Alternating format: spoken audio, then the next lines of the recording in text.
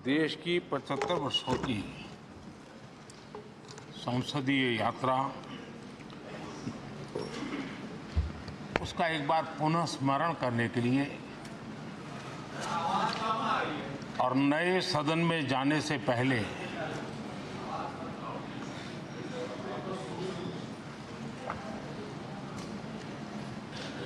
उन प्रेरक पलों को, इतिहास की महत्वपूर्ण घड़ी को स्मरण करते हुए आगे बढ़ने का ये अवसर है। हम सब इस ऐतिहासिक भवन से विदा ले रहे हैं। आजादी के पहले ये सदन इंपीरियल लेजिस्लेटिव काउंसिल का स्थान हुआ करता था। आजादी के बाद ये संसद भवन के रूप में उसको पहचान मिली। ये सही है, इस इमारत के निर्माण करने का निर्णय विदेशी शासकों का था, लेकिन ये बात हम न कभी भूल सकते हैं और हम गर्व से कह सकते हैं कि इस भवन के निर्माण में पसीना मेरे देशवासियों का लगा था, परिश्रम मेरे देशवासियों का लगा था और पैसे भी मेरे देश के लोगों के।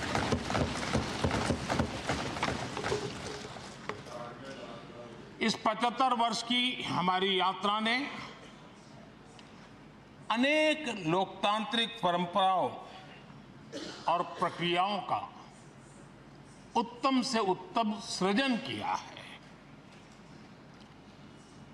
और इस सदन में रहे हुए सबने उसमें सक्रियता से योगदान भी दिया है और साक्षी भाव से उसको देखा भी है। हम भले नए भवन में जाएंगे, लेकिन पुराना भवन भी, ये भवन भी आने वाली पीढ़ियों को हमेशा हमेशा प्रेरणा देता रहेगा।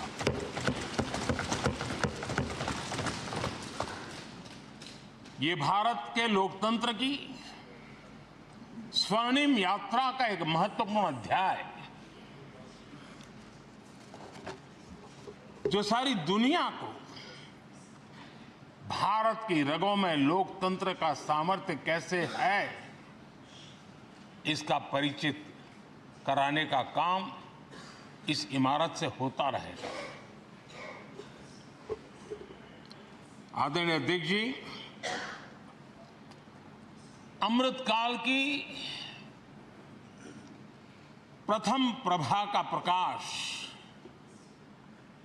राष्ट्र में एक नया विश्वास, नया आत्मविश्वास, नया उमंग, नए सपने, नए संकल्प और राष्ट्र का नया सामर्थ्य उसे भर रहा है। चारों तरफ आज भारतवासियों की उपलब्धि की चर्चा हो रही है और गौरव के साथ हो रही है।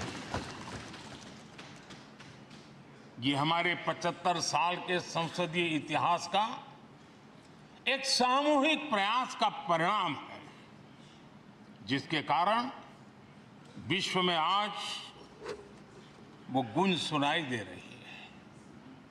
आदरणीय अध्यक्ष जी, चंद्रयान 3 की सफलता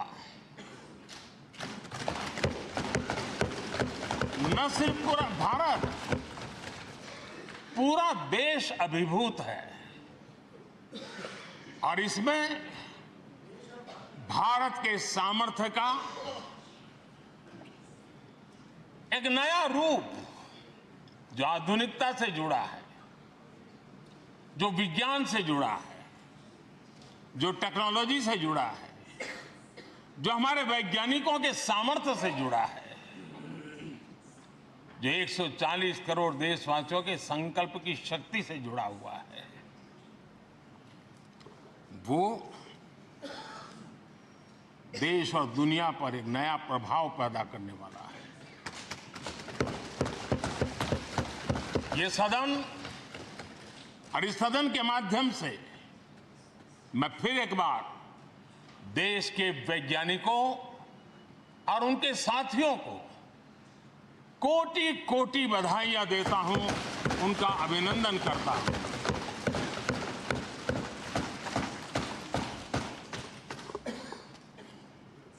आदरणीय अध्यक्ष जी, ये सदन ने भूतकाल में जब नेम की समिट हुई थी, सर्वसम्मति से प्रस्ताव पारित करके देश के इस प्रयास को सराहा था। आज G20 की सफलता को भी आपने सर्वसम्मति से सराहा है। मैं मानता हूं देशवासियों का आपने गौरव बढ़ाया है। मैं आपका आभार व्यक्त करता हूं। G20 की सफलता 140 करोड़ देशवासियों की है। ये भारत की सफलता है, किसी व्यक्ति की सफलता नहीं है, किसी दल की सफलता नहीं है। भारत के फेडरल स्ट्रक्चर ने, भारत की विविधता ने 60 स्थानों पर 200 से अधिक समिट और उसकी मेजबानी हिंदुस्तान के अलग अलग रंग रूप में देश की अलग अलग सरकारों ने बड़े आन बान शान से की, और ये प्रभाव पूरे विश्व भर के मन पर पड़ा हुआ है।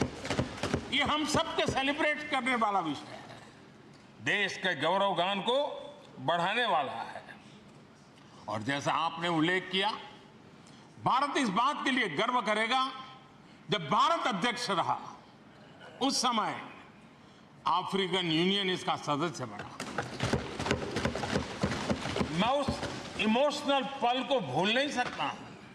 उन्होंने एक इंटरव्यू में कहा कि मेरे जीवन में ऐसी पल थी, शायद मैं बोलते बोलते रो पड़ूंगा। आप कल्पना कर सकते हैं कि कितनी बड़ी अपेक्षा और आशाएं पूरी करने का काम भारत के भाग्य में आया।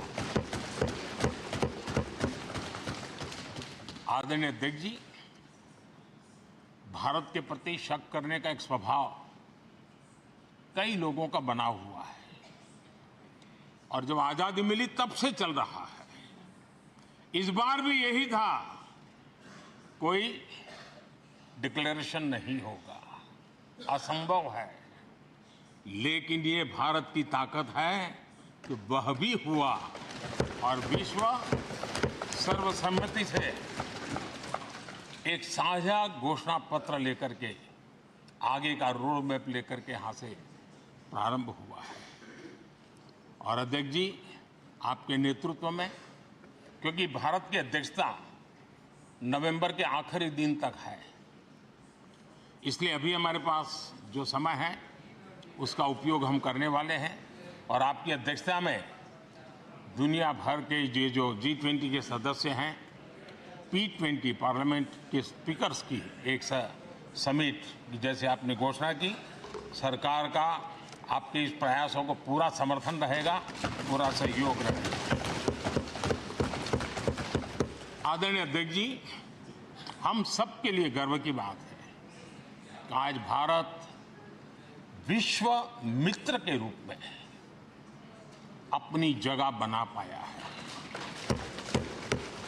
पूरा विश्व भारत में अपना मित्र खोज रहा है, पूरा विश्व भारत की मित्रता को अनुभव कर रहा है। और उसका मूल कारण है हमारे जो संस्कार है, वेद से विवेकानंद तक जो हमने पाया है। सबका साथ सबका विकास का मंत्र आज विश्व को हमें साथ रहने में जोड़ रहा है। आदरणीय अध्यक्ष जी, ये सदन से विदाई लेना एक बहुत ही भावुक पल है। परिवार भी अगर पुराना घर छोड़कर के नए घर जाता है तो बहुत सारी यादें कुछ पल के लिए उसको झकझोर देती है। और हम जब ये सदन को छोड़ के जा रहे हैं तो हमारा मन मस्तिष्क भी उन भावनाओं से भरा हुआ है, अनेक यादों से भरा हुआ है। खट्टे मीठे अनुभव भी रहे हैं, नोकझोंक भी रही है, कभी संघर्ष का माहौल भी रहा है और कभी इसी सदन में उत्सव और उमंग का माहौल भी रहा है। ये सारी स्मृतियां हमारे साथ हम सबकी साझी स्मृतियां हैं, ये हम सबकी साझी विरासत है और इसलिए इसका गौरव भी हम सबका साझा है।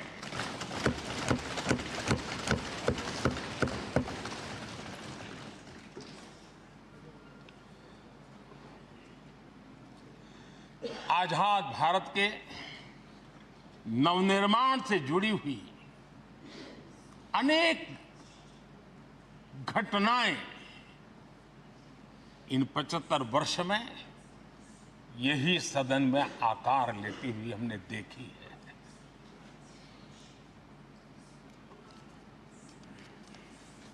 आज हम जब इस सदन को छोड़ करके नए सदन की ओर प्रस्थान करने वाले हैं तब भारत के सामान्य मानवीय की भावनाओं को जहां जो आदर मिला है, सम्मान मिला है, उसकी अभिव्यक्ति का भी यह अवसर है। और इसलिए आदरणीय अध्यक्ष जी, मैं पहली बार जब संसद का सदस्य बना और पहली बार एक सांसद के रूप में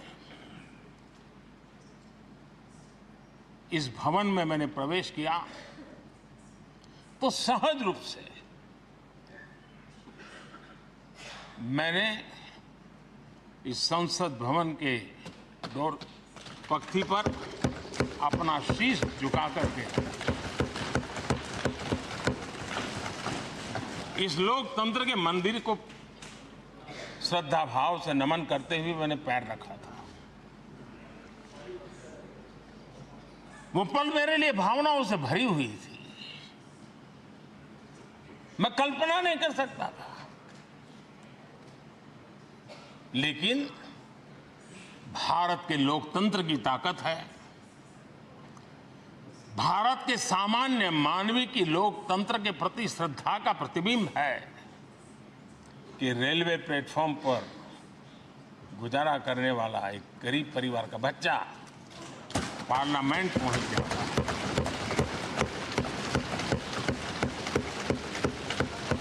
मैंने कभी कल्पना तक नहीं की थी कि देश मुझे इतना सम्मान देगा, इतना आशीर्वाद देगा, इतना प्यार देगा। सोचा नहीं था अध्यक्ष जी। आदरणीय अध्यक्ष जी, हम में से बहुत लोग हैं जो संसद भवन के अंदर जो चीज़ें लिखी गई उसको पढ़ते भी रहते हैं, कभी कभी उसका उल्लेख भी करते हैं। हमारे यहाँ संसद भवन के प्रवेश द्वार पर एक छांदोग्य उपनिषद का एक वाक्य है, लोक द्वारम करके पूरा वाक्य है। उसका मतलब ये होता है कि जनता के लिए दरवाजे खोलिए और देखिए कि कैसे वो अपने अधिकारों को प्राप्त करती है। हमारे ऋषि मुनियों ने ये लिखा हुआ है, हमारे प्रवेश द्वार पर लिखा हुआ है। हम सब और हमारे पहले जो यहाँ रहे हैं वो भी इस सत्यता के साक्षी है। आदरणीय अध्यक्ष जी, समय रहते जैसे जैसे वक्त बदलता गया, ये हमारे सदन की संरचना भी निरंतर बदलती रही है और अधिक समावेशी बनती गई है।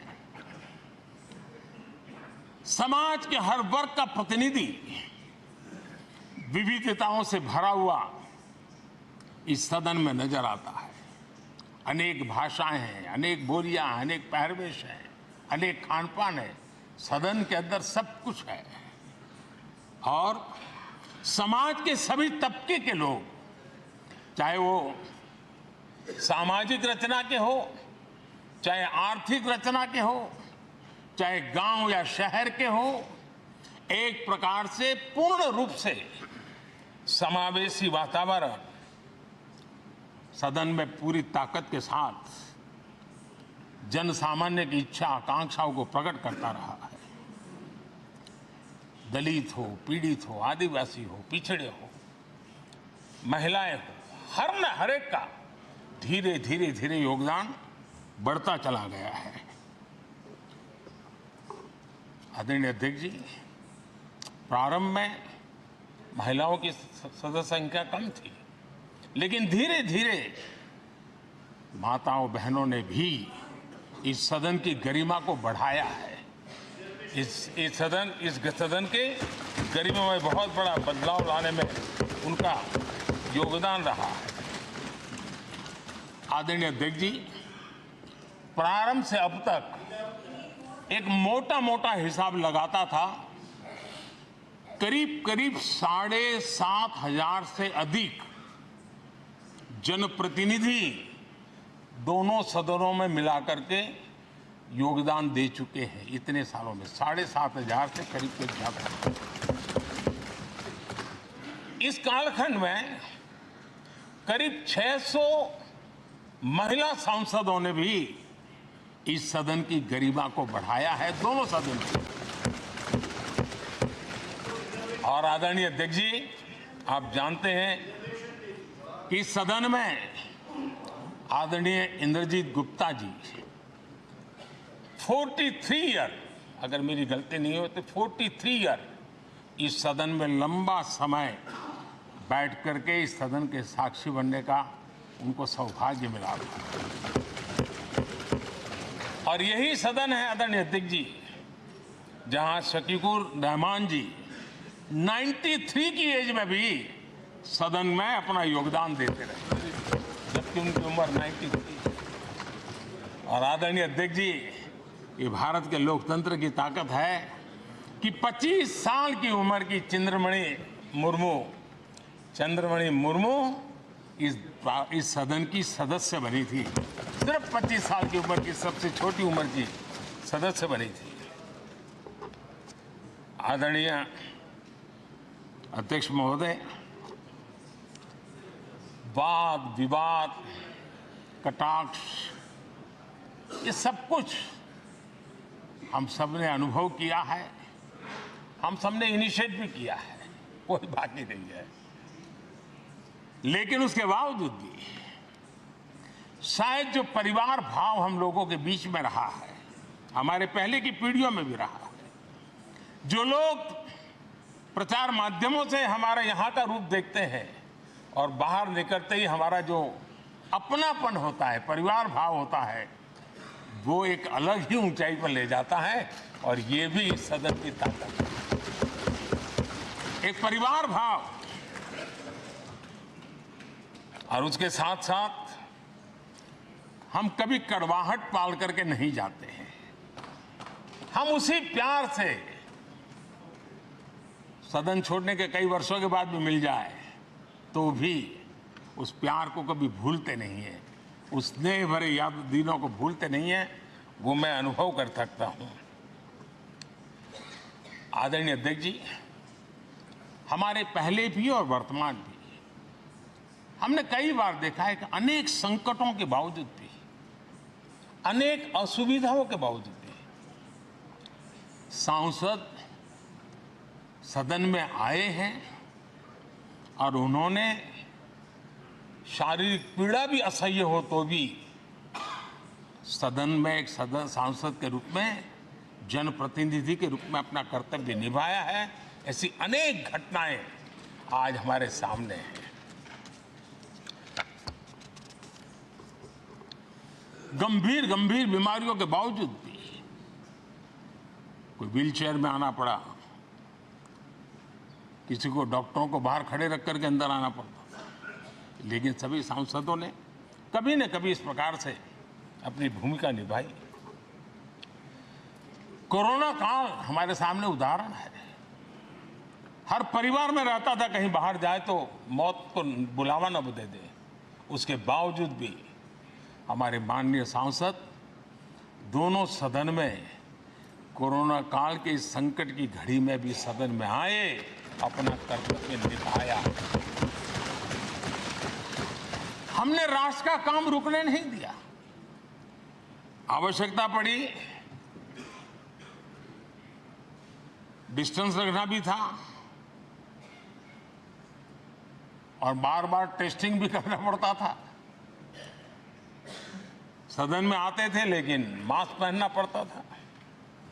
बैठने की रचना भी अलग अलग की, समय भी बदले गए। हर चीज के साथ राष्ट्र का काम रुकना नहीं चाहिए, इस भाव से सभी सदस्यों ने इस सदन को अपने कर्तव्य का महत्वपूर्ण अंग माना, संसद को चलाए रखा। और मैंने देखा है कि इस सदन से इतना लगाव लोगों का रहता है कि पहले कभी हम देखते थे कोई 30 साल पहले सांसद रहा होगा, कोई 35 साल पहले रहा होगा, लेकिन वो सेंट्रल हॉल तो जरूर आएगा। जैसे मंदिर जाने की आदत होती है, वैसे इनको सदन में आने की आदत है। इस जगह का लगाव बन जाता है, एक आत्मीय भाव से जुड़ाव हो जाता है। और ऐसे बहुत से पुराने लोग हैं जो आते जाते हुए मन करता है जरा चलो एक चक्कर काट ले। आज उनका जनप्रतिनिधि के नाते दायित्व तो नहीं है, लेकिन भूमि के प्रति उनका लगाव हो जाता है। ये सामर्थ्य होता है इस सदन का। आदरणीय अध्यक्ष महोदय, आजादी के बाद बहुत बड़े बड़े विद्वान लोगों ने बहुत आशंकाएं व्यक्त की थी। पता नहीं देश का क्या होगा, चल पाएगा कि नहीं चल पाएगा, एक रहेगा कि बिखर जाएगा, लोकतंत्र बना रहेगा नहीं, 50। लेकिन इस देश की संसद की ताकत है कि पूरे विश्व को गलत सिद्ध कर दिया और ये राष्ट्र पूरे सामर्थ्य के साथ आगे बढ़ता रहा। और इस विश्वास से कि हम भले आशंकाएं होंगी, घने काले बादल होंगे, लेकिन सफलता प्राप्त करते रहेंगे। और ये हम सब लोगों ने, हमारी पुरानी पीढ़ियों ने मिलकर के इस काम को करके दिखाया है। इसका गौरवगान करने का ये अवसर है। आदरणीय अध्यक्ष जी, इसी भवन में 2 साल 11 महीने तक संविधान सभा की बैठकें हुई और उसने देश के लिए एक मार्गदर्शक जो आज भी हमें चलाता है, हमारे संविधान दिया। और 26 नवंबर 1949 को जो संविधान हमें मिला, वो 26 जनवरी 1950 को लागू हुआ। इन 75 वर्षों में सबसे बड़ा जो अचीवमेंट है वो ये है कि देश के सामान्य मानवी का इस संसद पर विश्वास बढ़ता ही गया है। और लोकतंत्र की सबसे बड़ी ताकत यही है कि इस महान संस्था के प्रति, इस महान इंस्टीट्यूशन के प्रति, इस व्यवस्था के प्रति उनका विश्वास अटूट रहे, विश्वास उनका बना रहे। इन 75 वर्षों में हमारी संसद ने जन भावनाओं की अभिव्यक्ति का भवन भी बना दिया। यहाँ जन भावनाओं की पुरजोश अभिव्यक्ति और हम देखते हैं राजेंद्र बाबू से लेकर डॉक्टर कलाम, रामनाथ जी कोविंद और अभी द्रौपदी मुर्मू जी, इन सब के संबोधन का लाभ हमारे सदनों को मिला है, उनका मार्गदर्शन मिला है। आदरणीय अध्यक्ष जी, पंडित नेहरू जी, शास्त्री जी, वहां से लेकर के अटल जी, मनमोहन सिंह जी तक एक बहुत बड़ी श्रृंखला जिसने इस सदन का नेतृत्व किया है और सदन के माध्यम से देश को दिशा दी है, देश को नए रंग रूप में ढालने के लिए उन्होंने परिश्रम किया है, पुरुषार्थ किया है। आज उन सबका गौरवगान करने का भी अवसर है। आदरणीय अध्यक्ष जी, सरदार वल्लभ भाई पटेल, लोहिया जी, चंद्रशेखर जी, आडवाणी जी, न जाने अनगिनत नाम जिन्होंने हमारे इस सदन को समृद्ध करने में, चर्चाओं को समृद्ध करने के लिए, देश के सामान्य से सामान्य व्यक्ति की आवाज को ताकत देने का काम इस सदन में किया है। विश्व के भी अनेक राष्ट्राध्यक्षों ने हमारे इन सदनों को संबोधित करने का भी अवसर आए हैं और उनकी बातों में भी भारत के लोकतंत्र के प्रति आदर का भाव व्यक्त हुआ है। आदरणीय अध्यक्ष जी, उमंग उत्साह के पल के बीच भी कभी सदन की आंख से आंसू भी बहे। ये सदन दर्द से भर गया जब देश को 3 अपने प्रधानमंत्री उनको अपने कार्यकाल में ही खोने की नौबत आई। नेहरू जी, शास्त्री जी और इंदिरा जी। तब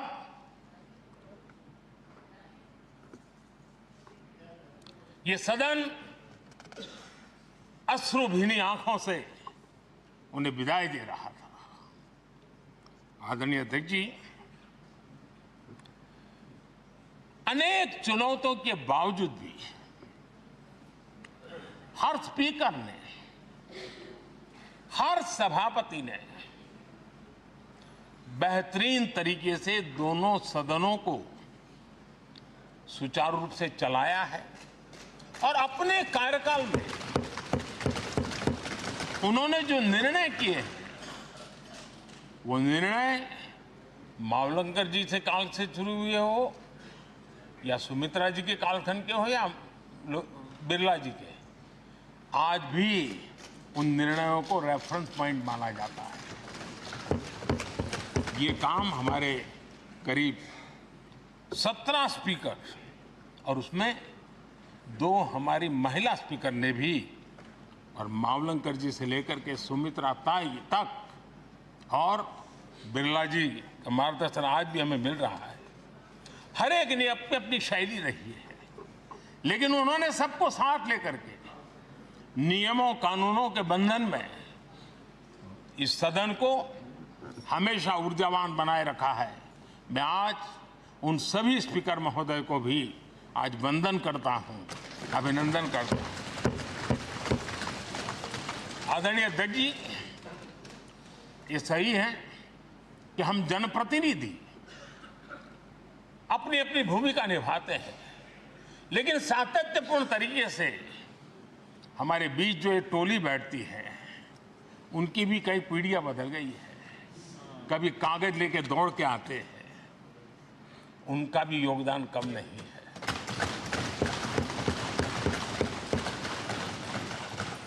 हमें कागज पत्र पहुंचाने के लिए दौड़ते हैं, सदन में कोई गलती ना हो जाए, उसके निर्णय में कोई गलत ना हो जाए, उसके लिए वो चौकन्ने रहते हैं। जो काम इनके द्वारा हुआ है उसने भी सदन के क्वालिटी ऑफ गवर्नेंस में तेजी लाने में बहुत बड़ी मदद की है। मैं उन सभी साथियों का और इनके पूर्व में जो रहे हैं उनका भी हृदय से अभिनंदन करता हूं। इतना ही नहीं, सदन मतलब ये खंड ही नहीं है। इस पूरे परिसर में अनेक लोगों ने, किसी ने हमें चाय पिलाई होगी, किसी ने पानी पिलाया होगा, किसी ने रात रात चली हुई सदन को किसी को भूखा पेट रहने नहीं दिया होगा। कई प्रकार की सेवाएं की होगी। किसी ने माली ने इसके बाहर के एनवायरनमेंट को संभाला होगा, किसी ने इसकी सफाई की होगी। न जाने कितने ही अनगिनत लोग होंगे जिन्होंने हम सब अच्छे ढंग से काम कर सके और यहां जो काम हो वो काम देश को आगे बढ़ाने के लिए अधिक से अधिक तेजी से हो, उसके लिए जो माहौल बनाना, व्यवस्था बनाना, उसके लिए जिसने योगदान दिया है, मेरी तरफ से भी और इस सदन की तरफ से भी मैं उनका विशेष रूप से नमन करता हूं।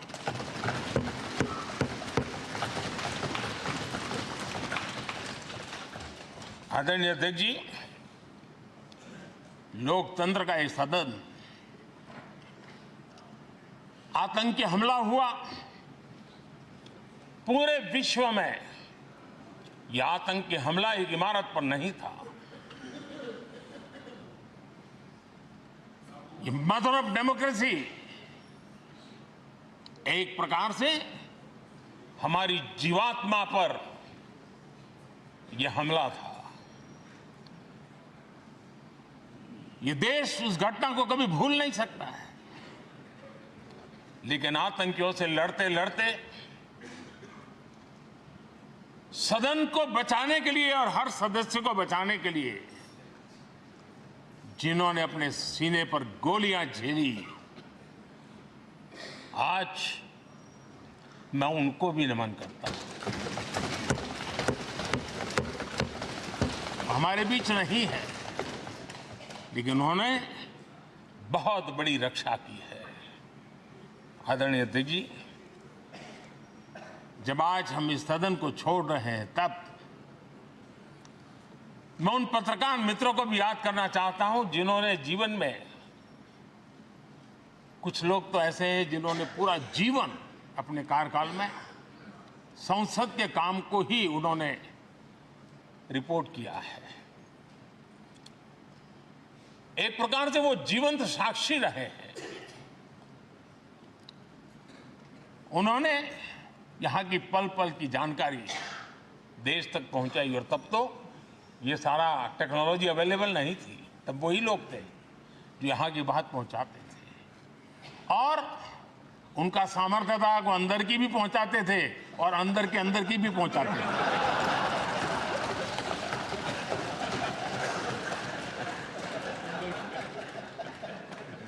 और मैंने देखा कि ऐसे पत्रकारिता जिन्होंने संसद को कवर किया, शायद उनके नाम जाने नहीं जाते होंगे, लेकिन उनके काम को कोई भूल नहीं सकता है। और खबरों को लिए नहीं, भारत की इस विकास यात्रा को संसद भवन से समझने के लिए उन्होंने अपनी शक्ति खपा दी थी। आज भी पुराने जो पत्रकार मित्र मिल जाते हैं और जिन्होंने कभी संसद को कवर किया हो, तो ऐसी अननोन चीजें बताते हैं जो उन्होंने अपनी आंखों से देखी होती, कान से सुनी होती है, जो अचरज करने वाली होती है। यानी एक प्रकार से जैसी ताकत यहां की दीवारों की रही है, वैसा ही दर्पण उनकी कलम में रहा है, और उस कलम ने देश के अंदर संसद के प्रति, संसद सदस्यों के प्रति एक अहोभाव का भाव जगाया है। मैं आज कई पत्रकार बंधु होंगे जो रहे नहीं होंगे, लेकिन मेरे लिए जैसा ये सदन छोड़ना भावुक पल है, मैं पक्का मानता हूं इन पत्रकार बंधुओं के लिए भी ये सदन छोड़ना उतना ही भावुक पल होगा, क्योंकि इनका लगाव हमसे भी ज्यादा रहे हैं। कुछ तो पत्रकार ऐसे होंगे जो हम लोगों की टर्म से भी समय उन्होंने काम किया होगा। आज उनके उस महत्वपूर्ण लोकतंत्र की ताकत बनने के लिए, योगदान देने के लिए भी याद करने का अवसर है। आदरणीय अध्यक्ष जी, जब हम सदन के अंदर आते हैं, हमारे यहां नाद ब्रह्म की कल्पना है। हमारे शास्त्रों में माना गया है किसी एक स्थान पर अनेक बार एक ही लय में उच्चारण होता है तो वो तपोस्थली बन जाता है, उसके एक पॉजिटिव वाइब होते हैं। नाद की एक ताकत होती है जो स्थान को सिद्धि स्थान में परिवर्तित कर देती है। मैं मानता हूं ये सदन भी उस 7-7.5 हजार जनप्रतिनिधियों के द्वारा बार बार जो शब्द गूंजे हैं, जो वाणी यहां गूंजी है, उसने इस सदन में हम बैठकर आगे चर्चा करें या ना करें, लेकिन इसकी गूंज इसे तीर्थ क्षेत्र बना देती है।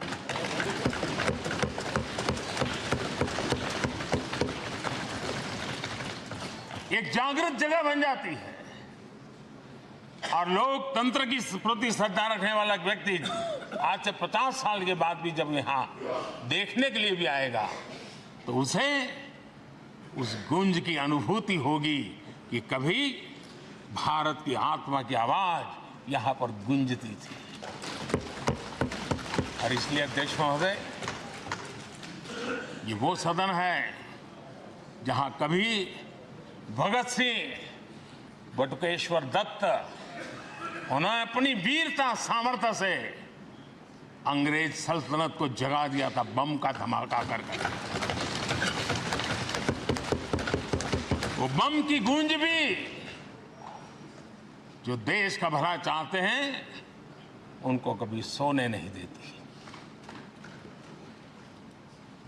आदरणीय अध्यक्ष जी, ये वो सदन है जहां पंडित जी को इसलिए भी याद किएगा, अनेक बातों के लिए याद करेगा, लेकिन हम जरूर याद करेंगे इसी सदन में पंडित नेहरू का at the stroke of midnight की गूंज हम सबको प्रेरित करती रहेगी। और इसी सदन में अटल जी ने कहा था, वो शब्द आज भी गूंज रहे हैं इस सदन में, सरकारें आएगी जाएगी, पार्टियां बनेगी बिगड़ेगी, लेकिन ये देश रहना चाहिए।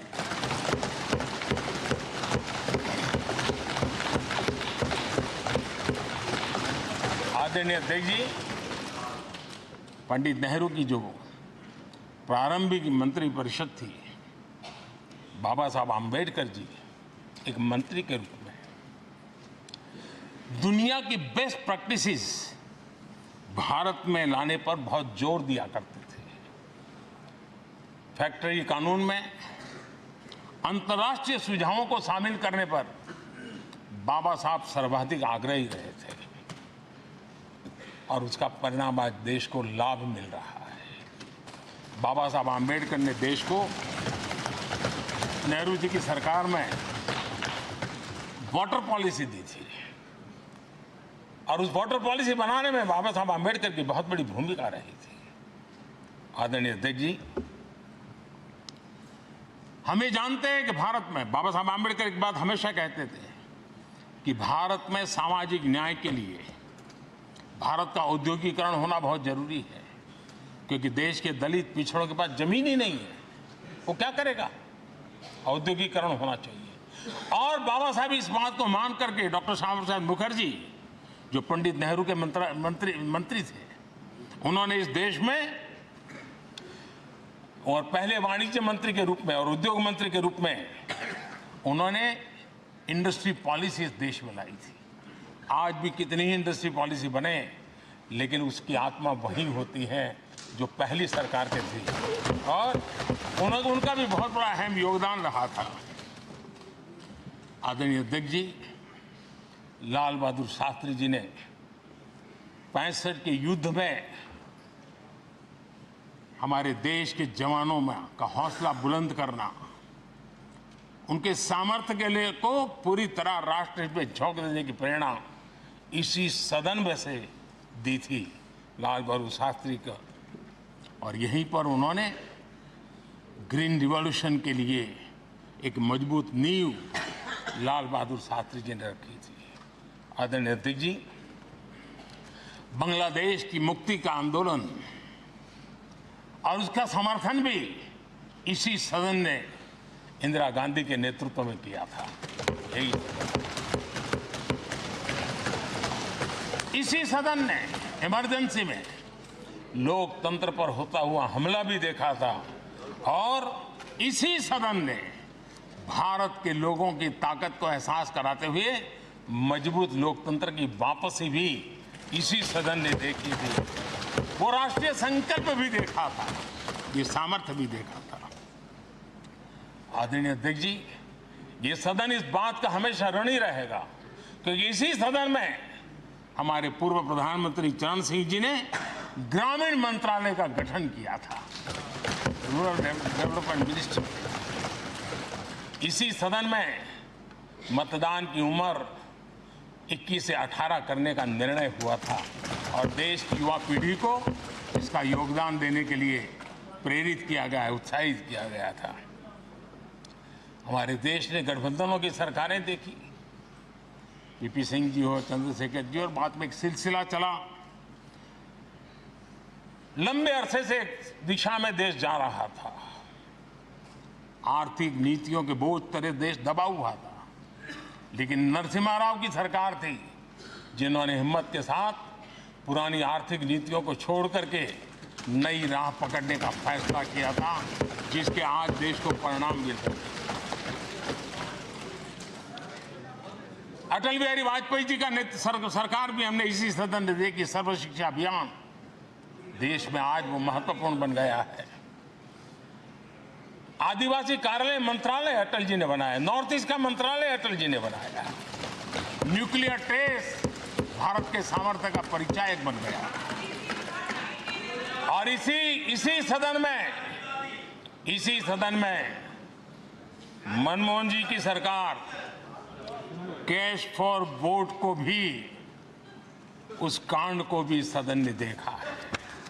आदरणीय अध्यक्ष जी, सबका साथ सबका विकास का मंत्र, अनेक ऐतिहासिक निर्णय, दशकों से लंबित विषय, उनका स्थायी समाधान भी इसी सदन में हुआ। आर्टिकल 370, ये सदन हमेशा हमेशा गर्व के साथ कहेगा कि सदन के कारण one nation one tax, GST का निर्णय भी इसी सदन ने किया। One rank one pension, OROP, ये भी इसी सदन ने देखा। गरीबों के लिए 10% आरक्षण कोई विवाद के बिना पहली बार इस देश में करने में सफल लगे। आदरणीय अध्यक्ष जी, भारत के लोकतंत्र में तमाम उतार चढ़ाव हमने देखे और ये सदन लोकतंत्र की ताकत है, लोकतंत्र की ताकत की साक्षी है, जन विश्वास का एक केंद्र बिंदु रहा है। इस सदन की विशेषता देखिए और दुनिया के लोगों का आज भी ऐतराज होता है। ये सदन है जिसमें कभी 4 सांसद वाली पार्टी सत्ता में होती थी और 100 सदस्य वाली पार्टी विपक्ष में बैठती थी। ये भी सामर्थ्य इस सदन के लोकतंत्र की ताकत का परिचय कराता है। और यही सदन है जिसमें एक वोट से अटल जी की सरकार गई थी और लोकतंत्र की गरिमा को बढ़ाया था। ये भी इसी सदन में हुआ। आज अनेक छोटी छोटी रीजनल पार्टियों का प्रतिनिधित्व हमारे देश की विविधता को, हमारे देश के एस्पिरेशंस का एक प्रकार से वो आकर्षक केंद्र बिंदु बना है। आदरणीय अध्यक्ष जी, इस देश में 2 प्रधानमंत्री ऐसे रहे, मोरारजी भाई, वीपी सिंह। एक प्रकार से कांग्रेस में जीवन खपाया था, लेकिन एंटी कांग्रेस गवर्नमेंट का नेतृत्व कर रहे थे। ये भी इसकी विशेषता थी। और हमारे नरसिम्हा राव जी, वो तो बिस्तरा गोल करके घर जाने की तैयारी कर रहे थे, निवृत्ति की घोषणा कर चुके थे, लेकिन यही लोकतंत्र की ताकत देखिए, सदन की ताकत देखिए, वो प्रधानमंत्री के रूप में 5 साल हमारी सेवा कर।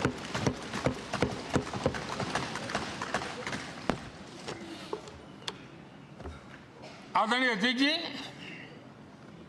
सबकी सहमति से कठिन कार्य होते हुए हमने देखे हैं। 2000 की साल थी, अटल जी की सरकार थी। इसी सदन ने 3 राज्यों का गठन सर्व स्वीकृति से किया और बड़े उमंग उत्साह से किया। जब छत्तीसगढ़ की रचना हुई तो उत्सव छत्तीसगढ़ ने भी मनाया, उत्सव मध्य प्रदेश ने भी मनाया। जब उत्तराखंड की रचना हुई तो उत्सव उत्तराखंड ने भी मनाया, उत्सव उत्तर प्रदेश ने भी मनाया। जब झारखंड की रचना हुई तो उत्सव झारखंड ने भी मनाया, उत्सव बिहार ने भी बताया। ये हमारे सदन का सामर्थ्य, सब सहमति का वातावरण बना करके। लेकिन कुछ कड़वी यादें वो भी हैं कि तेलंगाना के हक को दबोचने के लिए भारी प्रयास हुए, खून की नदियां भी बही और बनने के बाद न तेलंगाना उत्सव मना पाया, न आंध्र उत्सव मना पाया। एक कटुता के बीज बो दिए गए। अच्छा होता उसी उमंग और उत्साह के साथ हम तेलंगाना का निर्माण करते तो एक नई ऊंचाई पर आज तेलंगाना पहुंच चुका होता। आदरणीय अध्यक्ष जी, संविधान सभा ने, आदरणीय अध्यक्ष जी, इस सदन की परंपरा रही है। संविधान सभा ने उस समय अपना दैनिक भत्ता 45 रुपये से कम करके 40 कर दिया था। उनको लगा हमें इसको कम करना चाहिए। आदरणीय अध्यक्ष जी, यही सदन है कैंटीन में मिलने वाली सब्सिडी, जो बहुत कम पैसे में खाना मिलता था, इसी सदस्यों ने उस सब्सिडी को भी खत्म कर दिया और पूरा पैसा देकर के अब कैंटीन में खाते। आदरणीय अध्यक्ष जी, कोरोना काल में जब जरूरत पड़ी तो यही सांसद जिन्होंने एमपी लेड फंड को छोड़ दिया और देश को इस संकट की घड़ी में मदद करने के लिए आगे आए। इतना ही नहीं, कोरोना काल में इसी सदन के सांसदों ने अपने तनख्वाह में 30% कटौती की और उन्होंने देश के सामने आए हुए संकट में अपनी बहुत बड़ी जिम्मेवारी निभाई। आदरणीय अध्यक्ष जी, हम गर्व से कह सकते हैं, ये सदन में बैठे हुए लोग भी कह सकते हैं, हमारे पूर्वज जो सदन में बैठे थे वो भी कह सकते हैं कि हम ही लोग हैं जिन्होंने हम पर डिसिप्लिन लाने के लिए हमारे यहाँ जनप्रतिनिधित्व कानून में समय समय पर कठोरता बरती। नियम हमने ही लादे, हमने ही तय किया कि नहीं, जनप्रतिनिधि के जीवन में ये नहीं हो सकता। मैं मानता हूं ये जीवंत लोकतंत्र का बहुत बड़ा उदाहरण है और ये सदन ने दिया है, यही माननीय सांसदों ने दिया है और हमारी पुरानी पीढ़ी के सांसदों ने दिया है। और मैं मानता हूं कि कभी कभी उन चीजों को भी याद करना चाहिए। आदरणीय अध्यक्ष जी, हम जो वर्तमान सांसद हैं उनके लिए तो ये विशेष सौभाग्य का अवसर है। सौभाग्य का अवसर इसलिए है कि हमें इतिहास और भविष्य दोनों की कड़ी बनने का अवसर मिला है।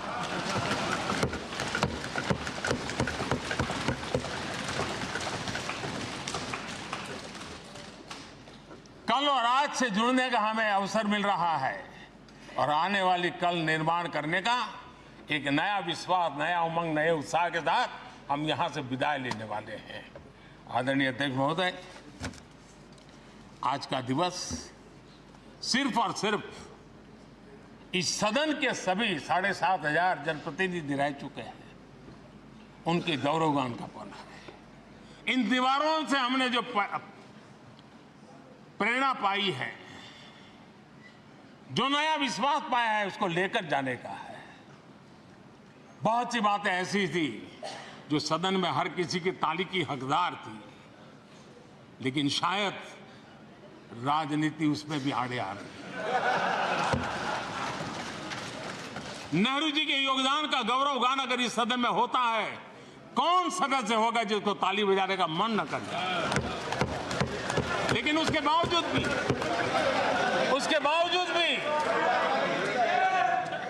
बावजूद भी देश के लोकतंत्र के लिए बहुत जरूरी है हम सब ने अपने यहां सोच लें। आदरणीय अध्यक्ष जी, मुझे पूरा विश्वास है कि आपके मार्गदर्शन में और इस अनुभवी माननीय सांसदों के सामर्थ्य से हम नई संसद में जब जाएंगे तो नए विश्वास के साथ जाएंगे। मैं फिर एक बार आज पूरा दिवस आपने इन पुरानी स्मृतियों को ताज़ा करने के लिए दिया, एक अच्छे वातावरण में सबको याद करने का मौका दिया। इसके लिए मैं आप सबका आपका हृदय से आभार व्यक्त करता हूं और मैं सभी सदस्यों से आग्रह करूंगा कि अपने जीवन की ऐसी मधुर यादों को यहां हम जरूर व्यक्त करें ताकि देश तक पहुंचे कि सचमुच में ये हमारा सदन, ये हमारे जनप्रतिनिधियों की गतिविधि सच्चे अर्थ में देश को समर्पित है, इसका भाव लोगों के तक पहुंचे। इसी एक अपेक्षा के साथ मैं फिर एक बार इस धरती को प्रणाम करता हूं, इस सदन को प्रणाम करता हूं। भारत के मंदिरों से बनी हुई हर एक दीवार के हर एक ईंटे को प्रणाम करता हूं और पिछले 75 साल में भारत के लोकतंत्र को नया सामर्थ्य शक्ति देने वाले हर गुंज को, उस नाद ब्रह्म को नमन करते हुए मेरी वाणी को विराम कर देता हूं। बहुत बहुत धन्यवाद।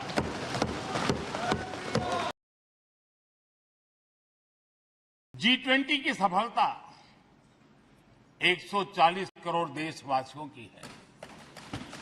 ये भारत की सफलता है, किसी व्यक्ति की सफलता नहीं है, किसी दल की सफलता नहीं है। भारत के फेडरल स्ट्रक्चर ने, भारत की विविधता ने 60 स्थानों पर 200 से अधिक समिट और उसकी मेजबानी हिंदुस्तान के अलग अलग रंग रूप में देश की अलग अलग सरकारों ने बड़े आन बान शान से की और ये प्रभाव पूरे विश्व भर के मन पर पड़ा हुआ है। ये हम सबके सेलिब्रेट करने वाला विषय है, देश के गौरवगान को बढ़ाने वाला है। और जैसा आपने उल्लेख किया, भारत इस बात के लिए गर्व करेगा, जब भारत अध्यक्ष रहा उस समय अफ्रीकन यूनियन इसका सदस्य बना। मैं उस इमोशनल पल को भूल नहीं सकता जब अफ्रीकन यूनियन की घोषणा हुई और अफ्रीकन यूनियन के प्रेसिडेंट, उन्होंने एक इंटरव्यू में कहा कि मेरे जीवन में ऐसी पल थी शायद मैं बोलते बोलते रो पड़ूंगा। आप कल्पना कर सकते हैं कि कितनी बड़ी अपेक्षा और आशाएं पूरी करने का काम भारत के भाग्य में आया। आदरणीय अध्यक्ष जी, भारत के प्रति शक करने का एक स्वभाव कई लोगों का बना हुआ है और जब आजादी मिली तब से चल रहा है। इस बार भी यही था, कोई डिक्लेरेशन नहीं होगा, असंभव है। लेकिन ये भारत की ताकत है कि वह भी हुआ और विश्व सर्वसम्मति से एक साझा घोषणा पत्र लेकर के आगे का रोड मैप लेकर के यहां से प्रारंभ हुआ है। और अध्यक्ष जी, आपके नेतृत्व में, क्योंकि भारत की अध्यक्षता नवंबर के आखिरी दिन तक है, इसलिए अभी हमारे पास जो समय है उसका उपयोग हम करने वाले हैं और आपकी अध्यक्षता में दुनिया भर के ये जो G20 के सदस्य हैं, P20 पार्लियामेंट के स्पीकर्स की एक समिट जैसे आपने घोषणा की, सरकार का आपके इस प्रयासों को पूरा समर्थन रहेगा, पूरा सहयोग रहेगा। मैं पहली बार जब संसद का सदस्य बना और पहली